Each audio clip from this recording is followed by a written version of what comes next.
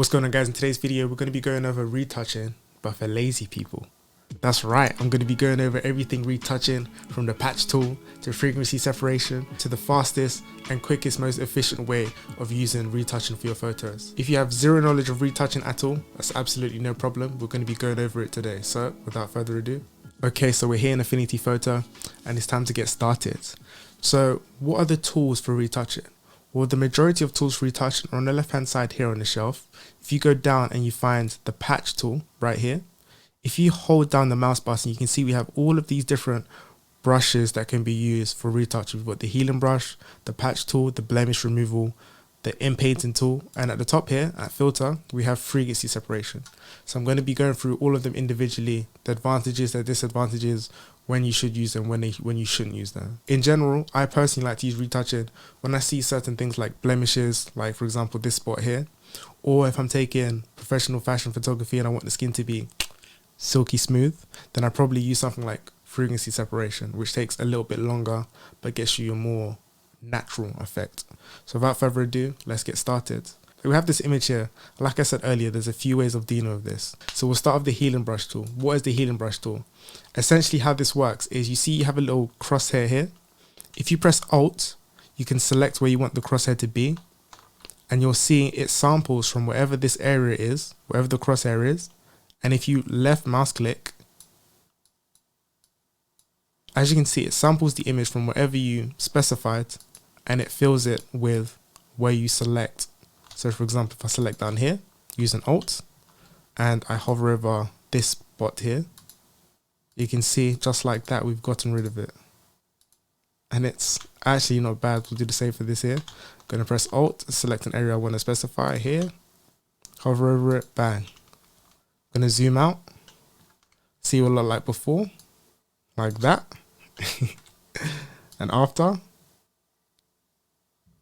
It done a pretty good job.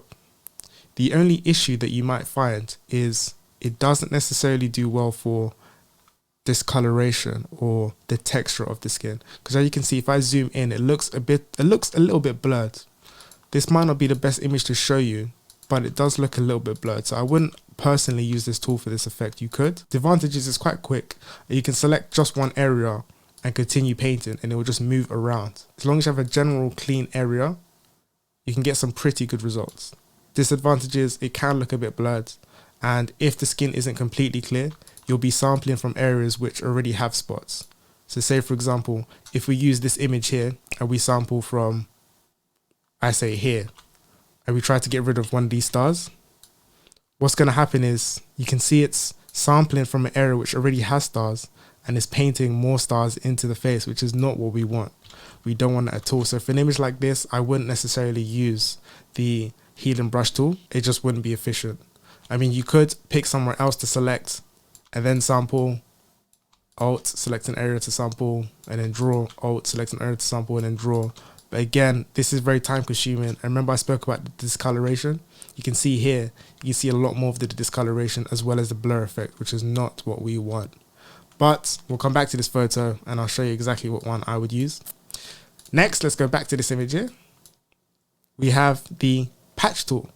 Let me show you how the patch tool works. You hover over a part you'd like to get rid of. So if, say for example, this spot here, I'm just going to draw around it. You can see we've drawn like a little circle around it. Once you've done that, you can then select an area of the image that you want to replace it with. So it's essentially like the inverse of the healing brush tools. Instead of specifying an area you want to sample first, you specify the area that you want to highlight first, and then you sample from a different area. So again, this spot here, find an image I want to get rid of, then find where I want to sample from. Just like that, we have this. Now the reason why this is good is because you can see we have a bit more of the texture, because this one specifies a bit more of the texture that you want to deal with. Let's go for the top. This little part we'll specify here. You can see we have a lot more of the texture of the skin. It looks a lot more natural.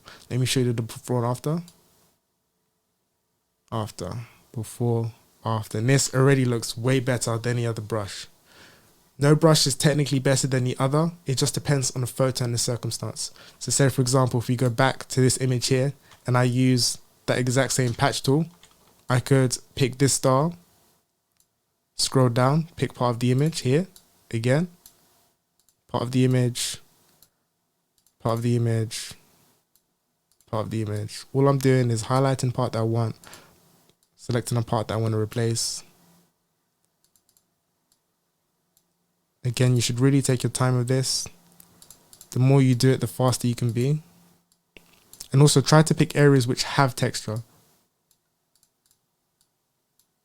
So as you can see here, it looks a little bit blurred, and that's not the effect that I want. So I'm going to resample that. I'm going to reselect where I want that image. I'm going to find a bit more texture. So here looks good. And again, I did the exact same thing around here. This can be very time consuming. Nobody said retouching will be blazing fast. There is a tool to make it blazing fast, but we're going to get into that very shortly. Okay, so now if I zoom out, you can see that this looks way better than the first time when we used the healing brush tool, because you can see there's a lot more texture in the face. There's a lot more texture in the image. Again, if I'm going to do the before and after, there's the before. You see the stars. Wow, it's like magic. So that actually looks pretty good. Again, the more time we spend on this, the more accurate it's going to be. The less of effect you can see here. It looks a little bit blurred. We could get rid of that. If we took our time and selected parts that had more texture, it could be a lot better. Again, we see a little bit of the discoloration, which is not what we want. The easiest way to get rid of this is frequency separation, but that's the last thing we're going to cover. I think the patch tool is pretty good. It's pretty unique. It's versatile. I think it's a mix between the healing brush, really. Next, we have the Blemish Removal Tool. And this one is probably one of my favorites. If you've seen my 5 quick tips for Photoshop, one of the tools I mentioned is the left mouse click, bam, just get rid of it. J is for just get rid of it. And this is the exact same thing. So if you go to left hand side, select blemish removal, I'm going to press the right close bracket key to increase the size of my brush. I'm going to highlight the area that I want to get rid of. I'm just going to click onto it, bang. You can see it gets rid of the blemish for you. This is the fastest way to get rid of spots, in my opinion.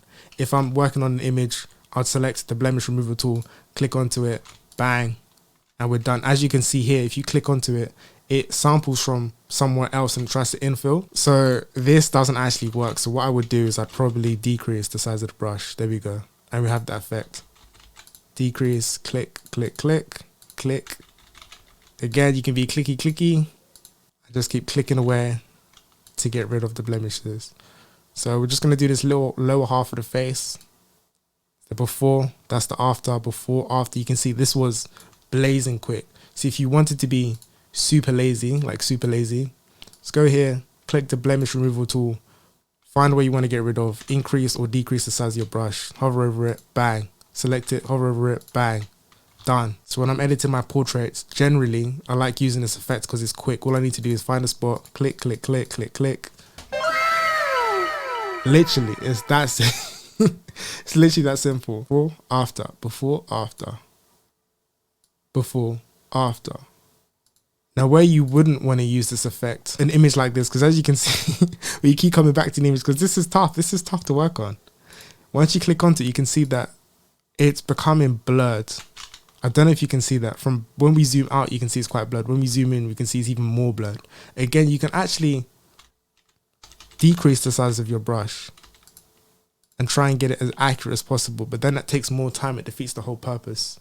If we have, for example, this image here, and I increase the size of my brush, let's go to blemish removal, and I try and remove this. It's done a decent job, actually. It's actually done a decent job. Ah, look, you see that part here? That's what I was going for. You see here, it's completely blurred and we've got like a giant circle. That's not what we want. So again, it's going to depend on the image that you're going to be doing. If you only select parts of the blemish that you want, to say, for example, you only increase the size of your brush to cover just the spot, you should be okay. Just as I say that, I done it for this and it didn't work. So you're going to need to use your initiative. I'm going to say 8 times out of 10, maybe more, 8 times out of 10, this tool will work for the majority of stuff that you're trying to do if it's small. So if there's a few small spots or even giant large spots that you want to get rid of and there's nothing else that you want to work with the skin, then use this tool. It's blazingly fast, quite quick. If you want to take a bit more of your time and get the texture in, use the patch tool because you can select the part that you want to get rid of and then select another part of the texture, bang, just like that, and that already looks better. If you want to, again, be quick but kind of be accurate, use the healing brush tool, select that part that you want to sample from, use an alt, and then just paint over it. But again, you might have to worry about it being a little bit blurred. You can change the hardness of the brush. So if you didn't want it to be as soft, you can change the hardness of the brush. The only problem with that is it's going to be a bit more abrupt around the edge. As you can see here, there's a little circle.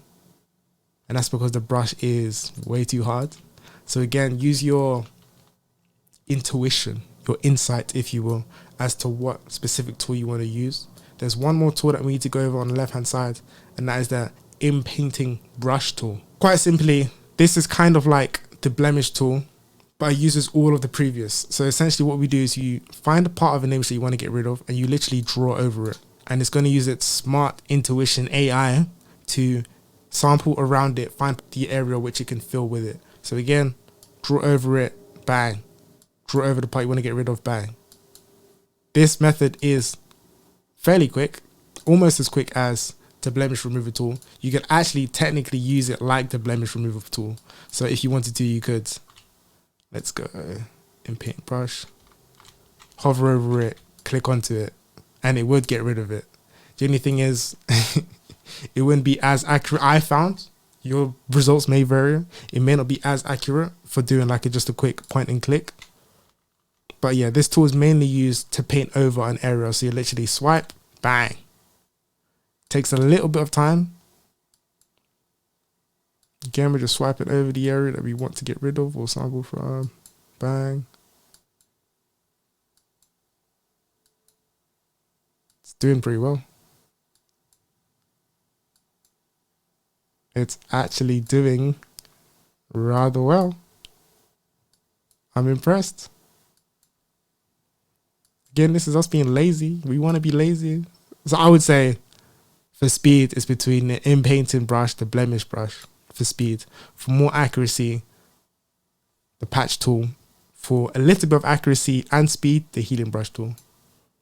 But this Inpainting tool seems to be, I'm trying to break it. I'm trying to find ways to break this tool, to have it make a mistake. But so far it's, here we are. I spoke too soon. So if you drag part of the image which is completely different. So say for example here, we dragged outside of the nose, which has a different color and a different texture, and we brought it down. You can see it's bringing in the color from around the eyes, but the texture of the nose. From a distance, it doesn't look that bad. But if we go back and forth, you see it is a problem. So again, for this tool, to get the most out of it, try and only select areas that you want to get rid of around the same sort of texture. And as long as you do that, you should be okay. Okay, now that we've spent a little bit of time on this, let's do before and after, see what it looks like. Wow. Before, after, before, after. That's, oh, you see this little smudge line here? That's not bad. Again, if we took our time with it, maybe decrease the size of the brush, this could have been a lot smoother. I'm not mad at all, actually. The effect is pretty good.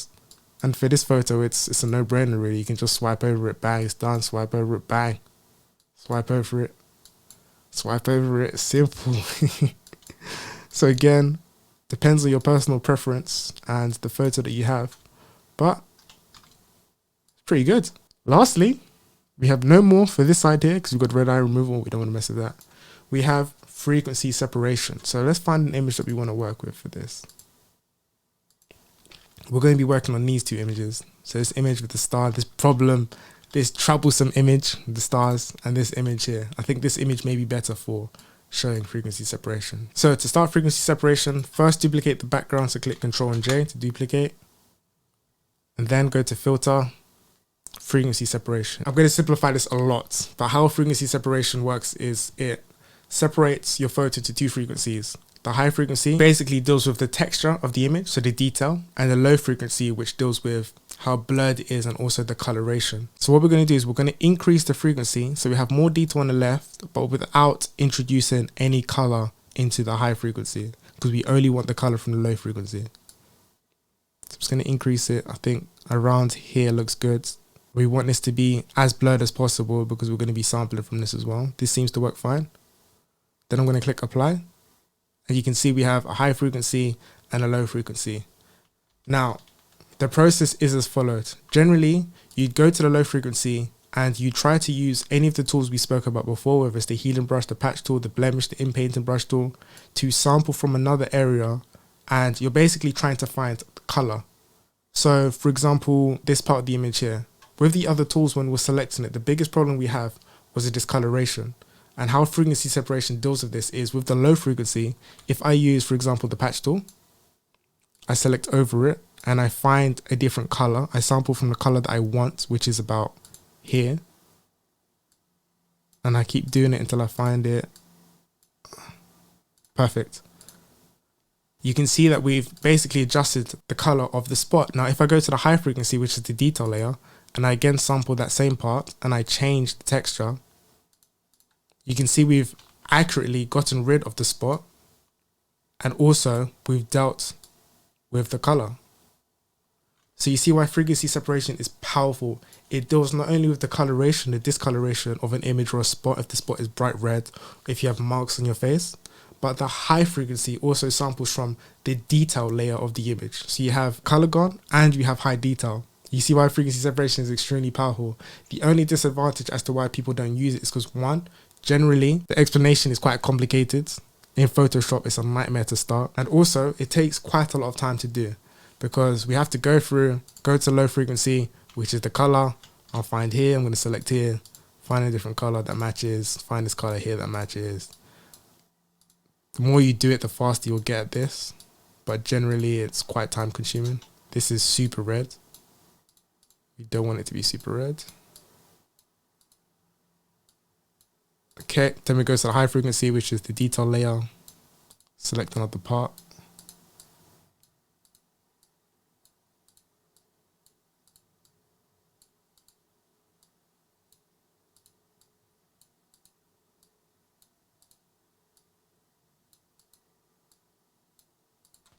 If I zoom out and we see the before and after, before, after, before.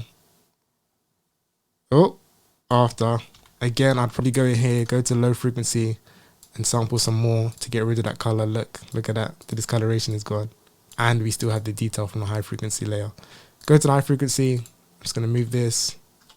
That looks way better. You still have the detail. You don't have the discoloration.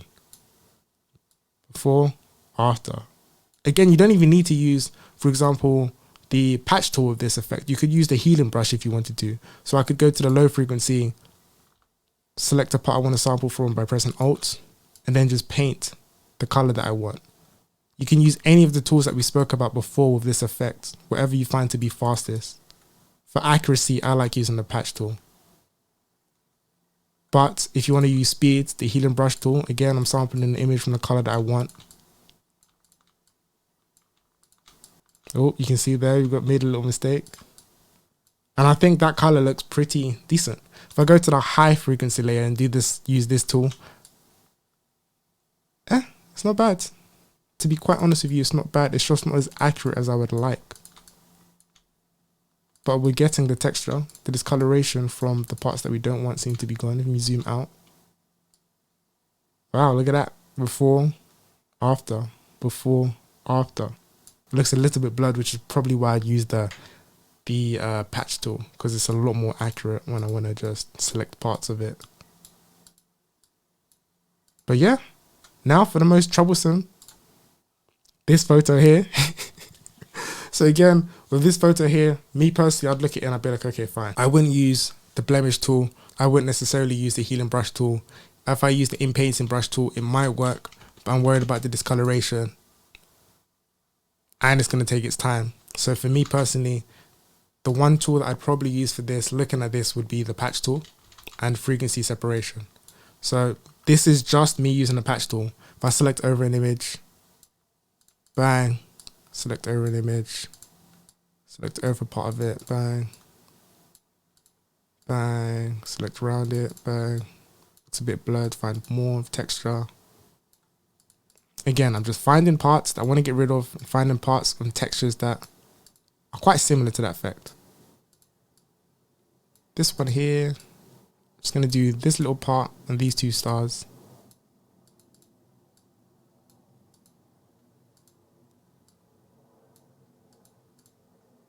Okay, now I'm going to zoom out. We're going to go before. There's all the stars. Bang. Part of the stars are gone. And this, to be quite honest with you, this is not bad. For the time it took, this isn't bad at all. But you can start to see we have discoloration. So for this, if I really wanted to be like ultra smooth, if I'm just uploading this to Instagram or something, this is fine. I'll just continue using the patch tool and then just selecting round, get rid of it. Selecting round, get rid of it. But if I wanted to be really professional, then I'd use duplicate this layer, Control J, filter, frequency separation. Again, I'll bring it up so it's blurred enough on the right sides and it's detail on the left side without bringing in colors. That works. Go to the low frequency, have the patch tool enabled, select over a star, find part which has the color that we want. That seems to be okay. Seems to be okay. Seems to be okay. This is an extreme example, by the way. Because normally when you're dealing with spots, they're at least somewhere near the hue or tone that your skin is. Blue is completely off. So this is a true test to just how good frequency separation can be if used correctly. Okay, so we're just going to do these 4 stars here because this video is going to get way too long. I'm going to go to high frequency, select over this texture, change it. Select over this texture, change it. Select over this texture here, change it. Again, you can see you've got a little bit of blue here, so I'm going to need to go back to the low frequency layer just to see if we can get rid of a little bit of that color.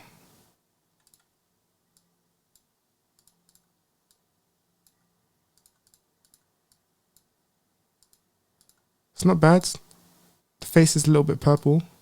As you can see here, we're getting a bit of purple from the shadows. Gonna go to high frequency, add a bit more texture because I feel like we're losing some of the texture here. To find spots which have good texture.